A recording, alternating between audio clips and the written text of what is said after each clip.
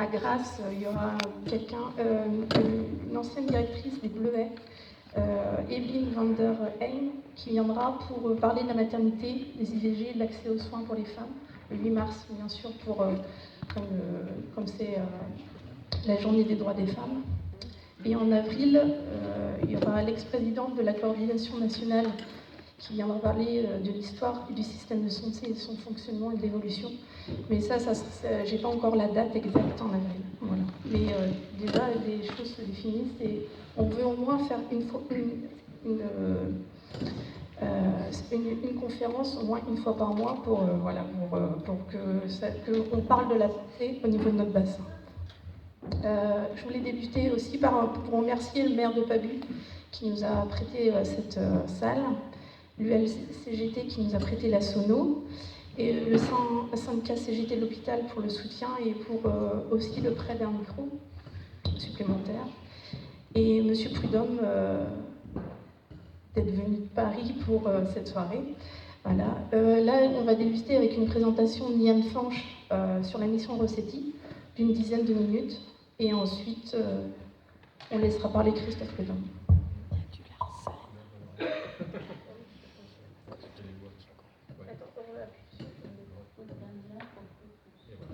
Ça fonctionne ? Ouais.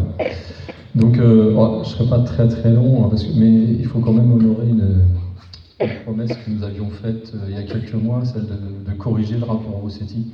Alors, si vous vous souvenez, il y a eu un premier rapport Rossetti, c'était celui de Dinan Saint-Malo, et il n'avait pas été publié. Les camarades de Dinan Saint-Malo avaient dû réclamer ça à la commission d'accès aux documents administratifs. Et donc ils avaient obtenu le rapport Rossetti de Dinan Saint-Malo, sauf que ils ont eu un doute quand ils l'ont eu en main, parce que c'était 20 pages, 20 fautes. Ça n'avait pas été relu, mais c'était pas terrible, quoi. Donc quand nous l'avons demandé là cet été, c'était un petit peu comme ça pour les provoquer, et on s'est dit ils vont faire pareil, quoi, ils vont pas nous le sortir. Mais si, alors il a mieux travaillé, parce que là on a eu 95 pages à lire pendant l'été, c'était sympa. Sur la plage, ça passe tout seul le rapport Rossetti. Donc le fait d'avoir ces 95 pages publiées au mois d'août, il fallait quand même qu'on réagisse à un moment ou à un autre. Bon, ça va aller vite, hein, parce que il est hors sujet, en fait. Corriger un hors sujet, ça se fait pas, hein. Normalement, on peut s'arrêter là. Mais il y a quand même quelques enseignements à tirer. Alors pourquoi il est hors sujet ? Parce que le problème, on en est tous conscients. Eux, ils parlent de démographie médicale. Nous préférons parler de recrutement. C'est pas tout à fait le même point de vue. Et donc, pour ce problème humain, ils répondent bâtiment.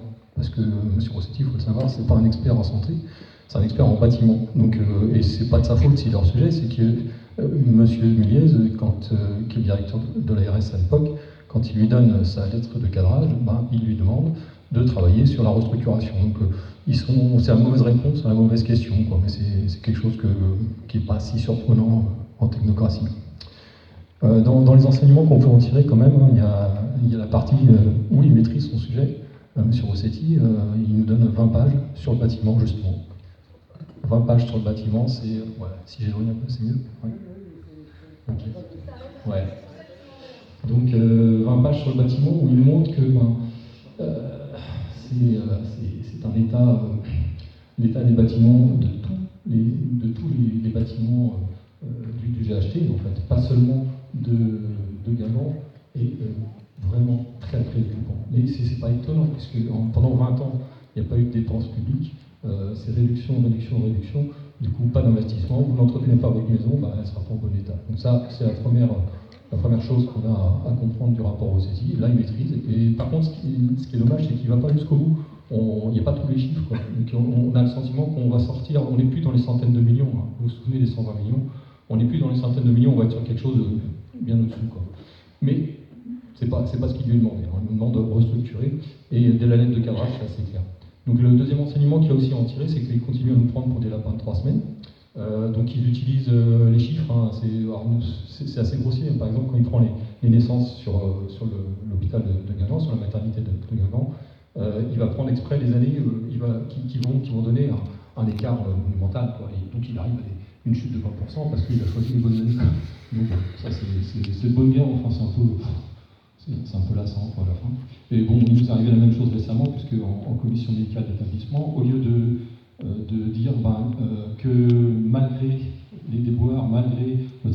constant, eh bien, les naissances se sont maintenues à 450 quand même cette année, c'est quand même beau. On a eu droit à une présentation qui disait qu'on a perdu 50 naissances. Vous voyez, c'est pas la même chose. Donc la façon dont ils manipulent les chiffres, c'est pas étonnant, mais c'est une confirmation. Il y a la façon dont ils manipulent les mots aussi, qui n'est pas non plus surprenante. On a fait un gros travail pour expliquer à tout le monde qu'un hôpital de proximité, c'est pas du tout un hôpital de proximité. C'est-à-dire la proximité qui pour nous est une valeur que l'on comprend tout de suite, c'est-à-dire c'est ce qu'il nous faut à côté, quoi. Pour eux, un hôpital de proximité, ils ont réussi à transformer ça. C'est dans leur nomenclature, c'est un hôpital qui a perdu sa chirurgie, sa maternité. Donc, on ne peut plus se faire avoir avec ça parce qu'on a tellement travaillé là-dessus que ça passe plus. Donc nous, on appelle ça un hôpital low cost. Voilà, ça tout le monde comprend aussi. Donc la question de la proximité. Alors ensuite, ils ont d'autres mots. Ils ont la gradation des soins, toutes ces choses-là. Tout ça pour nous expliquer un petit peu que finalement, il n'y a rien à craindre. Et ce qui est le plus fort, c'est quand M. Rossetti nous explique ce que veulent les usagers, nous. Donc en fait, ce qui se base sur c'est une apparence de sagesse populaire, quoi. Il dit la première chose que les gens demandent quand ils arrivent à l'hôpital, c'est qu'est-ce que c'est ? Quand est-ce que je rentre ?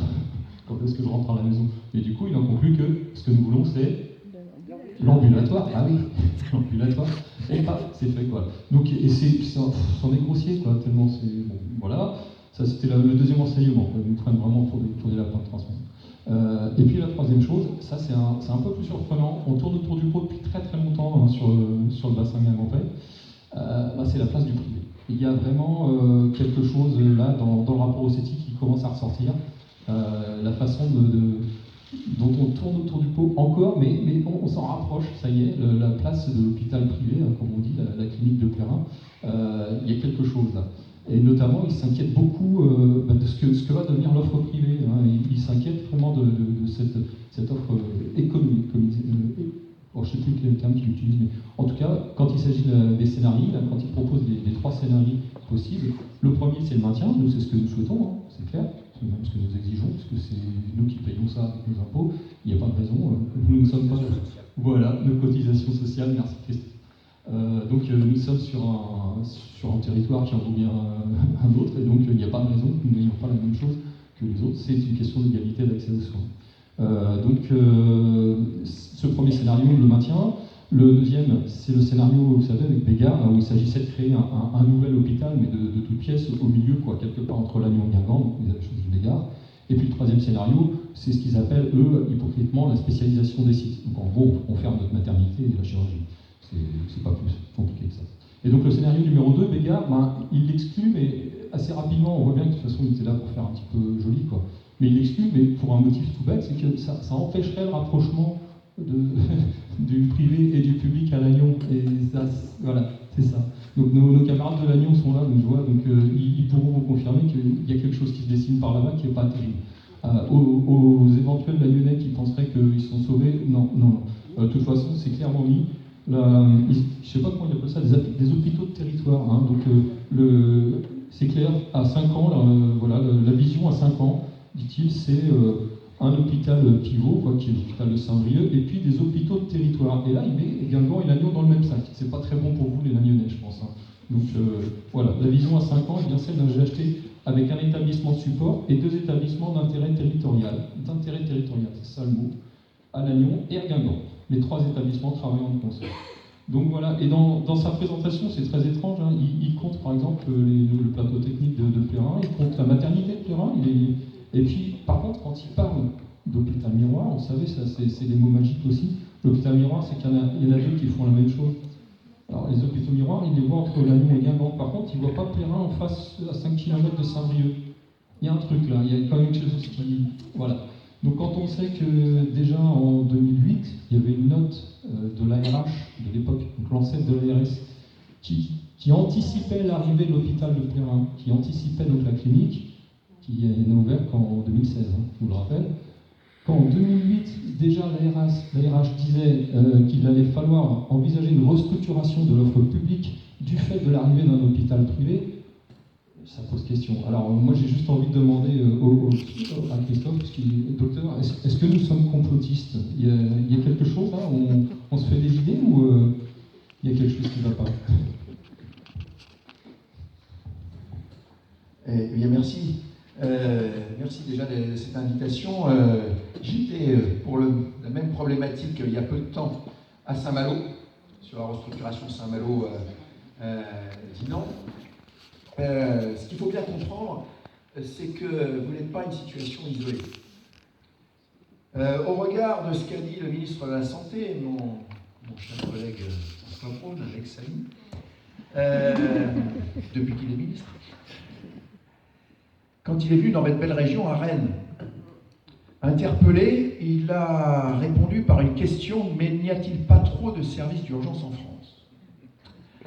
Alors, au regard de ce que dit ce ministre, de la loi santé promulguée par Madame Buzyn, qui parle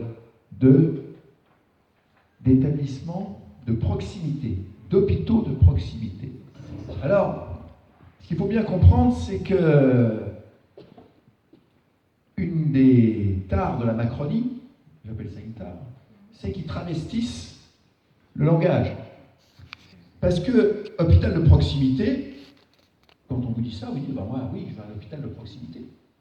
Mais un hôpital de proximité dans lequel il n'y a pas de maternité, pas de chirurgie, et même pas un service d'urgence ouvert 24 heures sur 24, il reste quoi? Il reste l'EHPAD, l'USLD, c'est-à-dire les services pour les personnes déjà gravement malades, et la rééducation. Bon, moi, concrètement, en langage populaire, c'est un mouroir pour vieux. C'est pas un hôpital. Voilà. Donc, aujourd'hui, et donc c'est pas uniquement nous, là, on serait, enfin voilà, je sais pas, des gauchistes qui alertent la population, qui essayent de... Comment il a dit, Darmanin, là? C'est... on bordéliserait le débat public. C'est l'Association des maires ruraux de France qui a publié un rapport en 2021 sur des chiffres déjà anciens qui parlaient de la fermeture de 70 services d'urgence, 70 services d'urgence dans les hôpitaux où on avait déjà attaqué la maternité, la chirurgie. Voilà. Aujourd'hui, au regard des recensements que l'on fait et qui ont été faits dans le cadre de la préparation de la loi santé de Madame Buzyn, c'est 150 hôpitaux qui sont dans la même situation que Guingamp. 150 hôpitaux en France. Vous voyez ce que ça veut dire? C'est-à-dire que ce qu'on nous prépare aujourd'hui, c'est une désertification sanitaire et la concentration des moyens dans quelques villes, parce que pour la Macronie, il n'y a que les villes. Et encore, les villes, il restera des hôpitaux comme à Saint-Brieuc, avec peu de moyens. Pour eux, c'est les métropoles. Mais les métropoles, il faut avoir une certaine taille.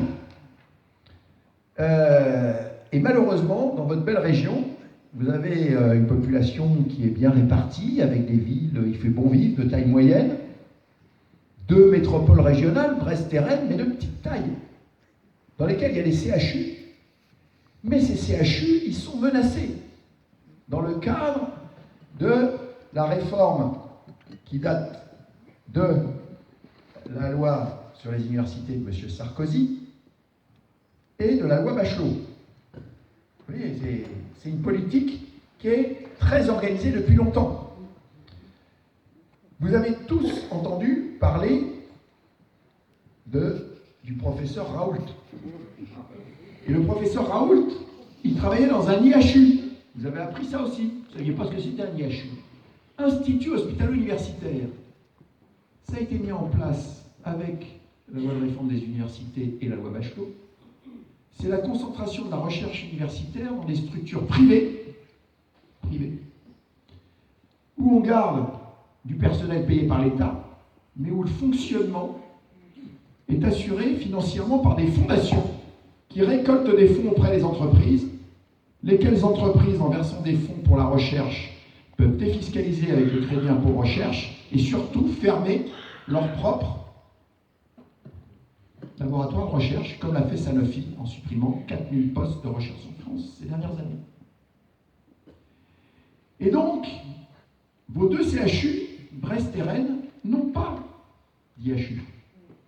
Même Nantes, on m'a dit qu'il n'était pas en Bretagne, n'a pas d'IHU.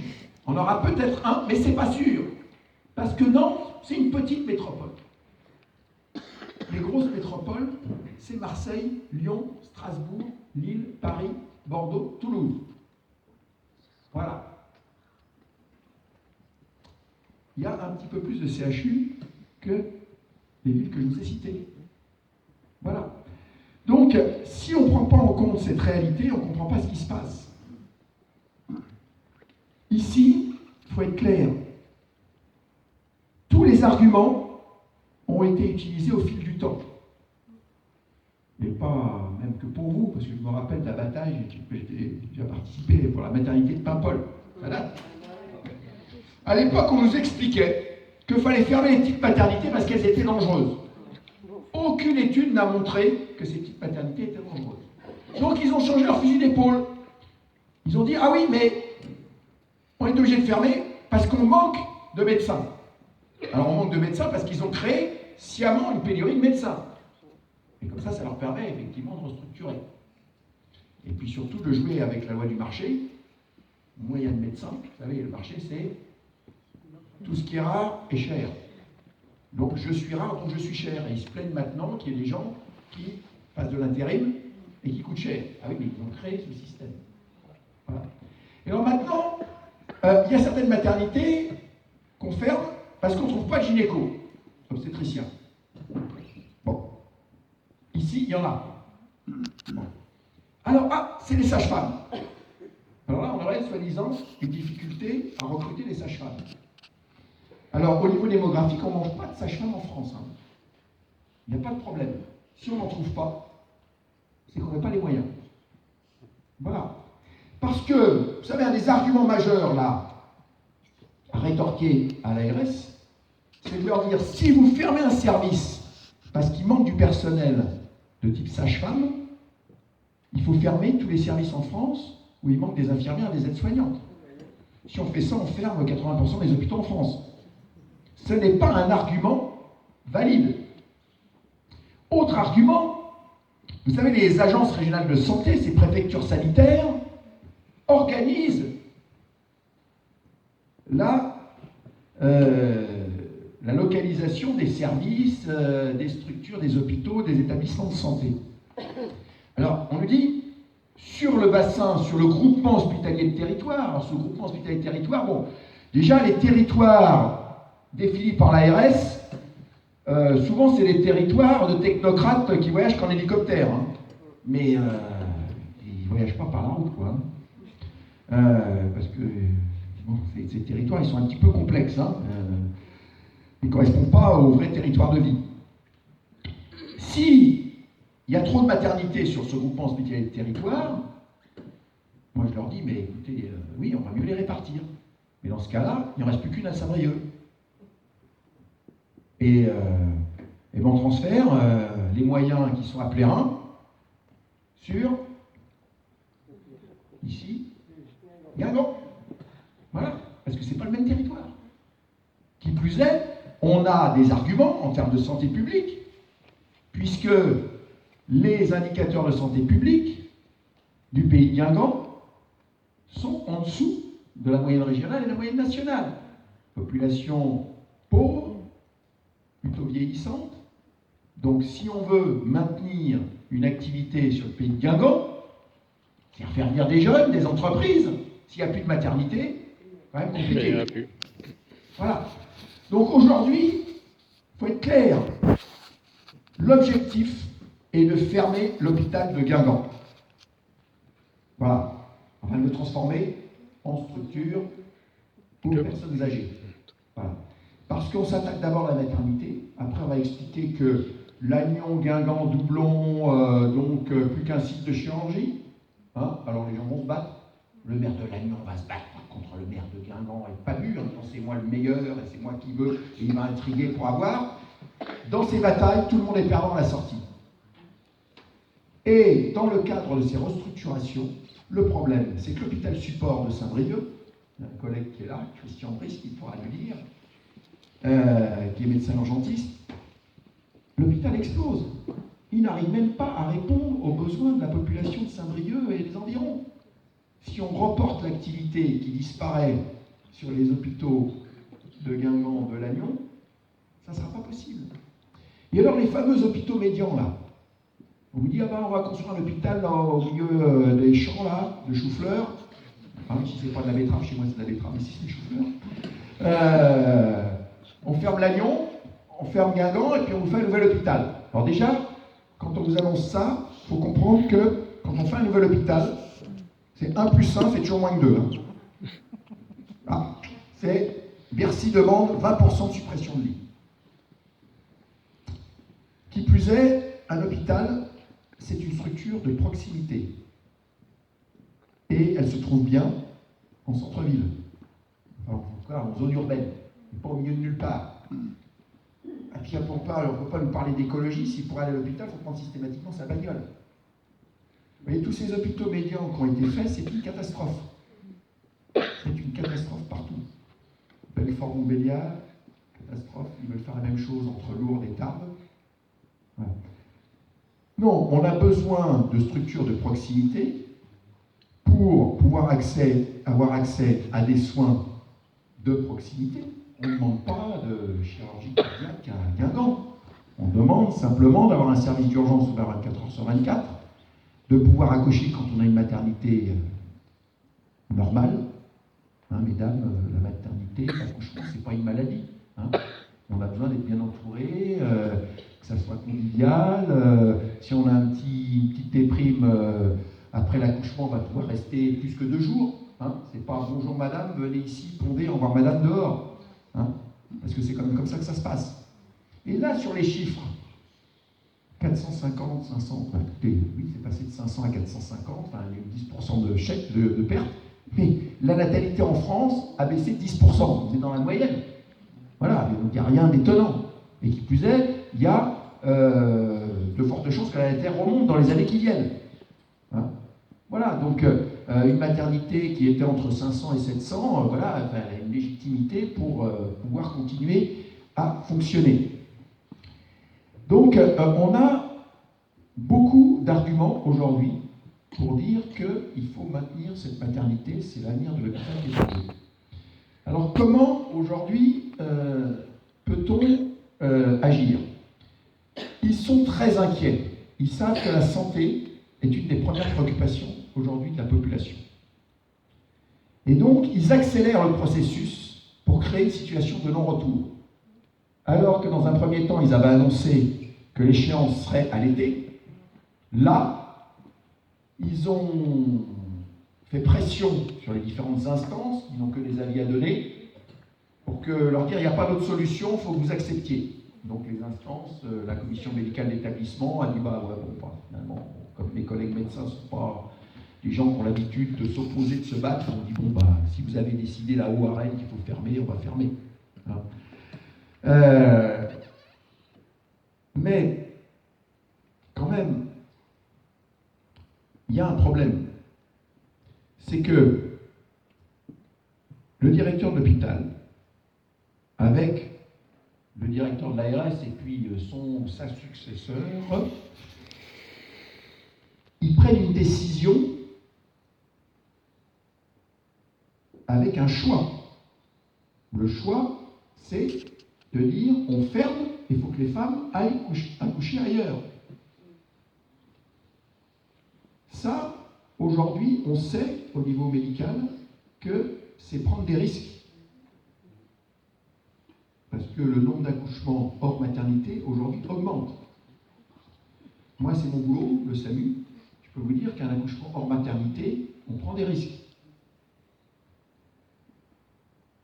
Donc, on va leur dire, au directeur d'hôpital et à la direction de l'ARS, vous prenez une décision qui va entraîner ce qu'on appelle, en termes juridiques, une perte de chance par défaut de moyens.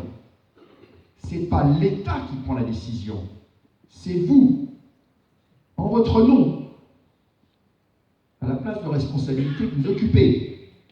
S'il y a le moindre incident, on incitera la femme, les familles, à porter plainte ad nominem, c'est-à-dire contre vous, en nom propre. pour que vous assumiez vos décisions.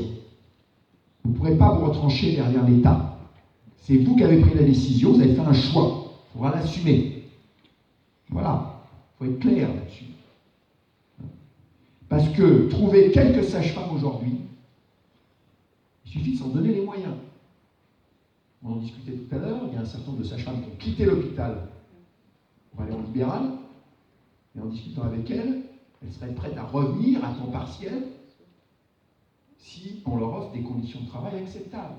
Là, on fait tout pour faire partir le plus rapidement possible les personnes en poste, pour créer un désert en disant, voyez bien, tout le monde est parti, donc on ne peut pas maintenir l'activité. Voilà. Et l'autre revendication que l'on a, puisqu'on manque de personnel soignant un peu partout. Mais on a créé cette pénurie, je vous l'ai dit, pour les médecins, mais pour les personnels soignants, ils se foutent de nous. En 2019, rappelez-vous, nous étions dans la rue, les personnels soignants, pour réclamer des emplois. Avant même les augmentations de salaire, on demandait des emplois. On demandait des emplois d'aide-soignante, 1 an de formation, infirmière, 3 ans. La plupart des formations dans les métiers de la santé, c'est quelques années. 2019-2023, si vous nous avez écouté, on ne manquerait pas d'aide-soignante, on ne manquerait pas d'infirmière aujourd'hui. Qui plus est, on faisait une proposition qui n'a rien de révolutionnaire, puisque c'était un mécanisme qui existait jusque dans les années 80, quand on avait du mal à recruter dans les hôpitaux. Vous savez, les fameux métiers en tension. On avait du mal à recruter dans les hôpitaux. On avait même ouvert un bureau qui s'appelait le Bumidom dans les DOM pour recruter des aides-soignants, des facteurs. On les inscrivait, on leur payait le voyage, on les logeait, on leur payait leur formation. Voilà. Vous voyez, hein? Métier en tension. Et bien nous, ce qu'on propose aujourd'hui, c'est de revenir, eh bien, en reprenant les moyens qu'on mettait en œuvre à cette époque, c'est-à-dire les contrats d'études. C'est quoi un contrat d'études? C'est que le jeune, dès qu'il est recruté dans son école professionnelle, il signe un contrat, il est pré-embauché, il touche un salaire, pas une bourse, un salaire avec des cotisations sociales. À 18 ans, il rentre à l'école, il paye des cotisations sociales, donc des cotisations retraite. En termes d'attractivité aujourd'hui, si vous dites ça à un jeune, vu le débat qu'on a sur les retraites, vous voyez que ça, quand même, hein. Et il est déjà préaffecté sur un territoire ou un établissement. Et donc, ça s'appelle une politique prévisionnelle des emplois. Le rôle de l'ARS, c'est de dire sur le groupement hospitalier de territoire de Saint-Brieuc, dans les 5 ans qui viennent, on a besoin de combien d'aides-soignantes, combien d'infirmières, combien de manip radio, combien de kinés, etc. Et on signe des contrats d'études. Et on a des perspectives. En attendant, effectivement, on peut demander aux gens qui sont là, faire un peu d'heures sup, on peut bricoler le temps de passer la période la plus difficile. Voilà.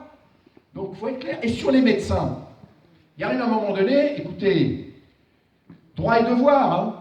Moi, je suis médecin urgentiste. Avec Patrick Pelou, en 2002,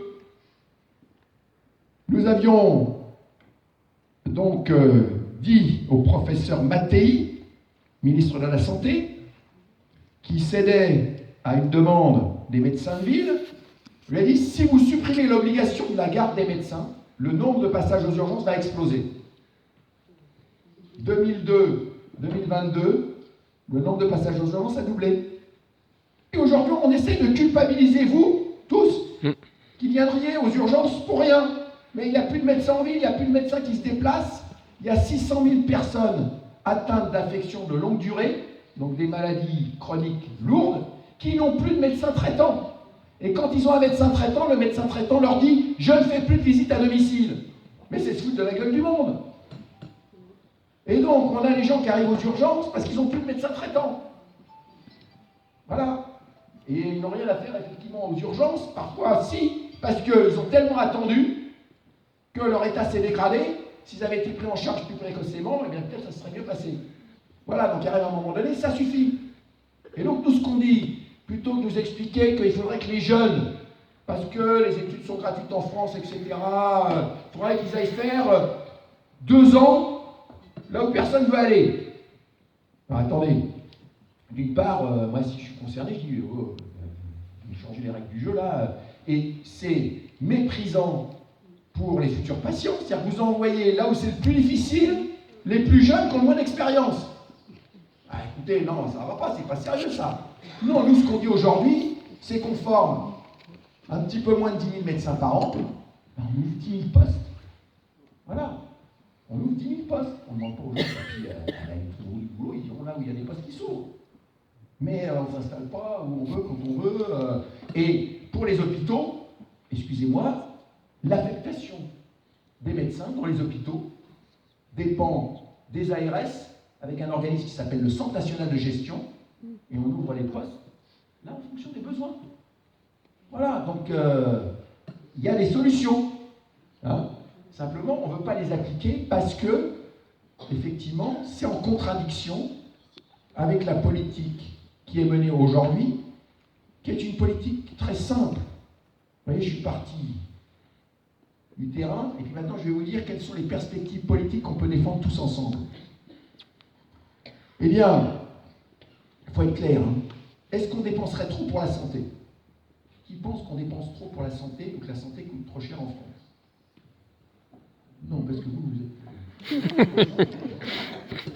n'êtes pas très représentatif.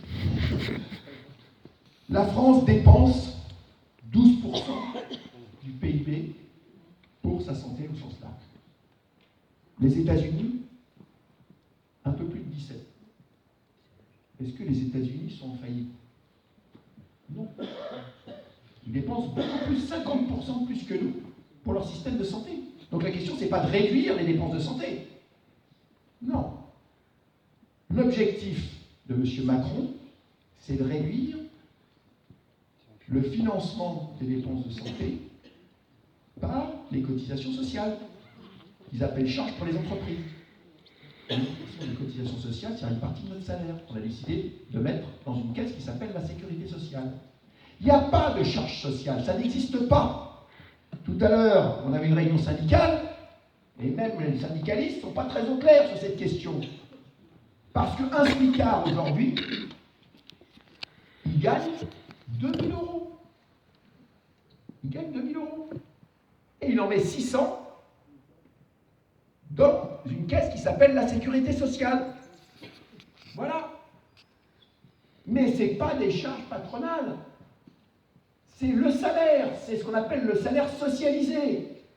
Et si nos anciens sont battus pour avoir la sécurité sociale, c'est pour qu'une partie du salaire serve à être pris en charge quand on est malade, pour les allocations familiales, pour la retraite des vieux, ça s'appelait comme ça, et pour les accidents du travail et les maladies professionnelles.